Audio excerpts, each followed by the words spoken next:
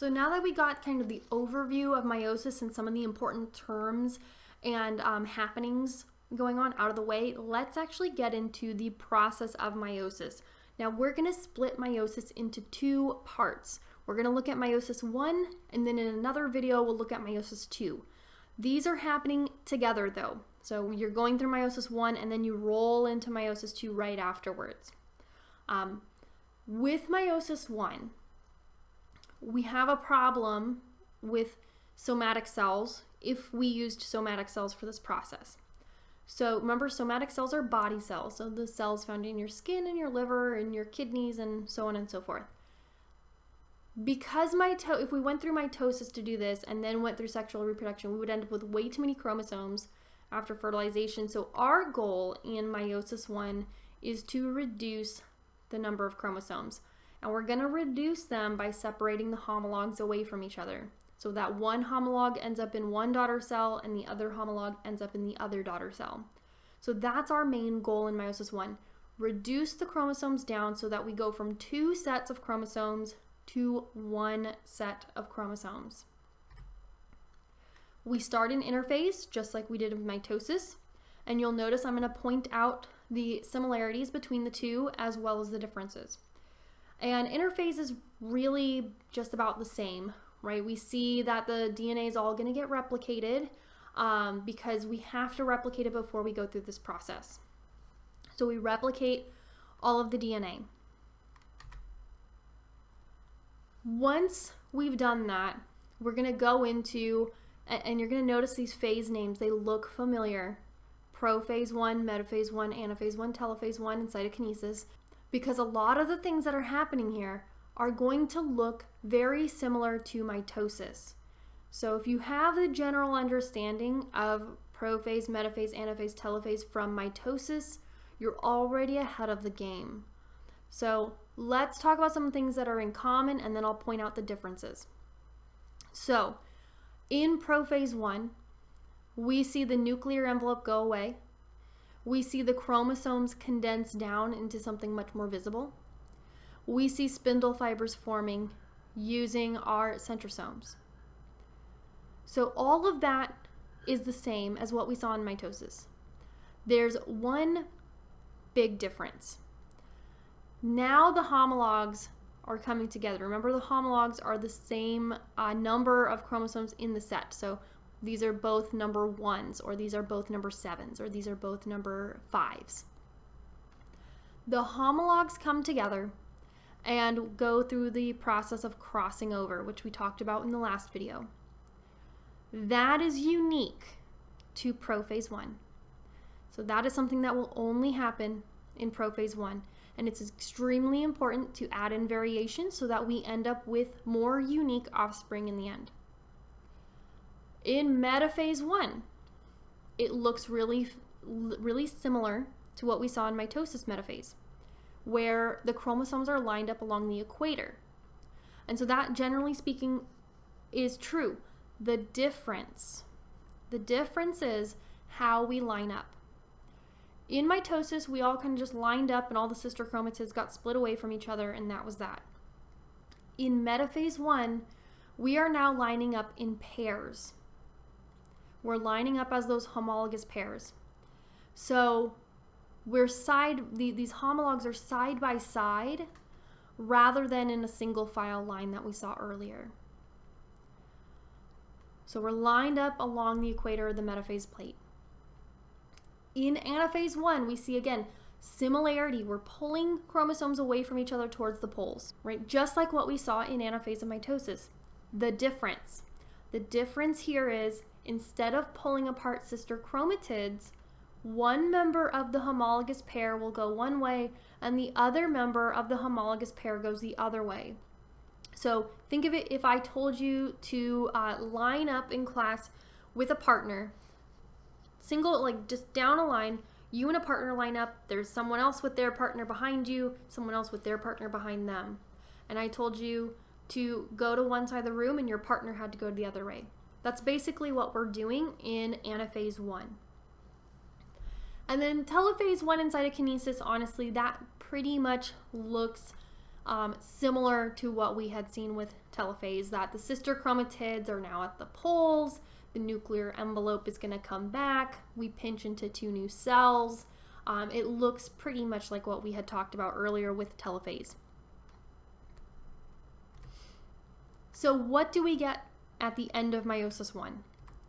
We get two genetically unique haploid daughter cells that have two copies of each chromosome. Because remember, those sister chromatids are still held together. So the chromosomes are still replicated.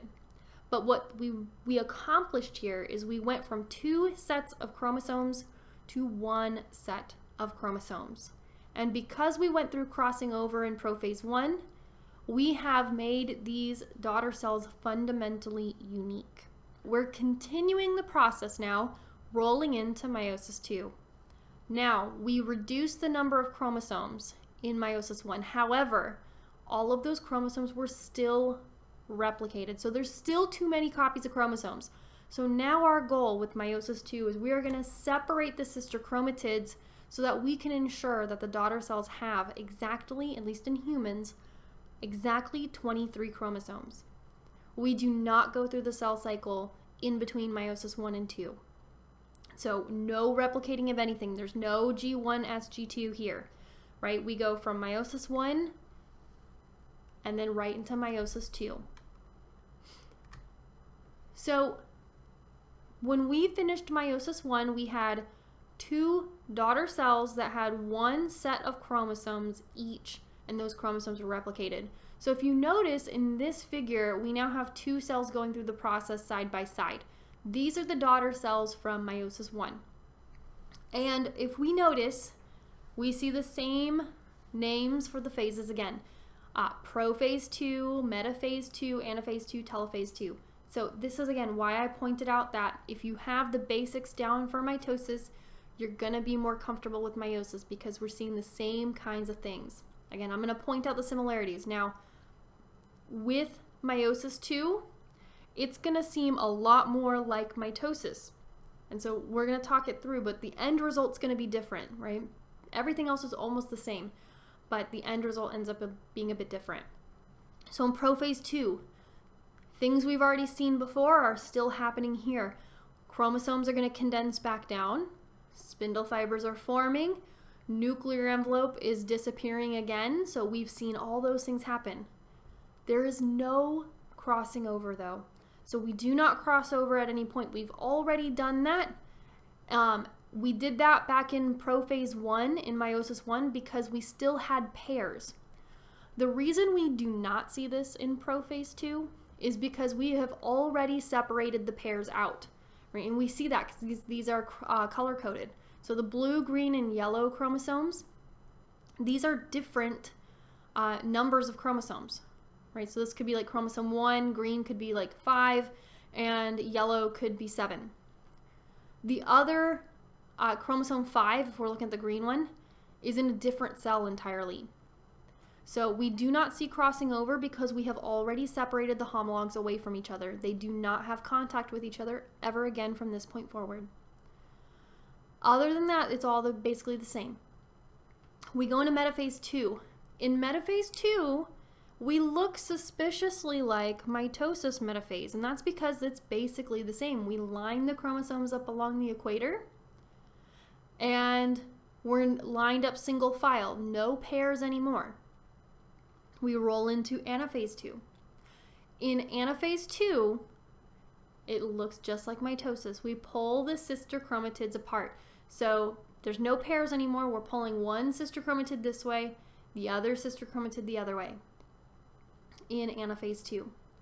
And then in telophase II, again, we reverse what we saw in prophase. So the nuclear envelope comes back. We start to pinch the cell into two. The DNA, the chromosomes are going to become less condensed and more like loosey-goosey. It looks like mitosis for the most part. The difference is that now we have 4 daughter cells. Remember, mitosis, you'll only get 2. But we end up with 4 daughter cells instead, and Instead of having 46 chromosomes, we only have 23. That's a big difference. So in the end of meiosis II, we end up with 4 daughter cells. They are genetically unique. They are different from each other. They are haploid daughter cells with 1 copy of each chromosome. So I apologize for that mistake. That should say haploid. That is haploid cells. So why do we go through this? What use does this have to go through this process? Why not just create clones? Well, the main thing is that the environment around us is constantly changing. We create these unique combinations because it will possibly create individuals who are better fit and will have better survival compared to others if the conditions are to change. Now, we're not going to get super deep into this. We will get into this more when we get into genetics and evolution, so in Unit 5 and 6. But we want to introduce that idea, kind of plant the seed now, that sexual reproduction and having these genetically unique individuals is going to give us a wide variety of individuals, and some of them are going to have the right combination for the given environment that's going to let them survive longer and have more offspring. That being said, there are a lot of organisms that are asexual, right? So, you're probably thinking, well, why bother with asexual reproduction? Why doesn't everyone use sexual reproduction? Well, the big thing is that asexual organisms don't require a partner. That's one of the challenges of sexual reproduction, is you have to find someone willing and able to reproduce with you. Asexual reproduction is a lot faster, so you can quickly increase your numbers to high amounts that you cannot do with sexual reproduction. So let's now look at all the things with sexual reproduction that lead us to have the genetic variety we see in individuals. So the first one is that we have 2 individuals, 2 parents that are putting in genetic information. Right, just off the bat, we're going to get some information from mom, some from dad. Automatically, we're going to be different from both parents. Right, we're going to be similar, but we're not going to be identical. In that prophase 1, that crossing over is going to increase the differences, right? Because now instead of you getting, you're going to get the entire mom chromosome, or you're going to get the entire dad version of the chromosome, you can end up with a chromosome that has a little bit of information originally from your mom and a little bit of information originally from your dad. So we get a mixture. And then lastly, this one we didn't really talk about too much, if at all. In meiosis I, when we're in that metaphase 1 part, when we're lined up in those pairs, there's no instructions on which chromosome needs to be on the left or right. So it's a random mix of whether or not maternal or paternal chromosomes are on either side. So if I had a bunch of people line up with partners, I said one person from the partner is going to be male and the other partner is going to be female. And I just gave you those instructions. And then I told all the couples to line up as couples. I did not give any instructions on whether or not male has to be on one side or female has to be on the other. And so what will happen is that when the pairs line up, some of the people on the right will be male, some will be female, and some people on the left will be male and some will be female. There's no instructions on which one needs to go where. And so when we do that, when we have this what we call independent assortment or independent alignment, we create an even larger amount of different combinations we can be. So if we look at the math, right, remember that humans, they have 23 chromosomes in pairs. If you have 23 chromosomes set in pairs, so 46 total, there are going to be about 8.4 million different ways to arrange those homologs, just based off of is the paternal chromosome on one side and the maternal chromosome on the other. 8.4 million ways to arrange that. This is giving us the wide variety of individuals we see. You include the crossing over on top of that, and you have, it grows exponentially, the different possible combinations you can have. And then you introduce the fact that we have two parents, and that those parents are genetically unique from each other, and it's functionally infinite, the number of combinations you could have, creating a new individual. You really are unique. You really, really are unique. Barring the identical twins, you really, really, really are unique. And even then, if you have an identical twin, that means that your twin is the only other person on this planet who exists now, has ever existed, and probably will ever exist, that is like you. That's pretty amazing. That's really amazing.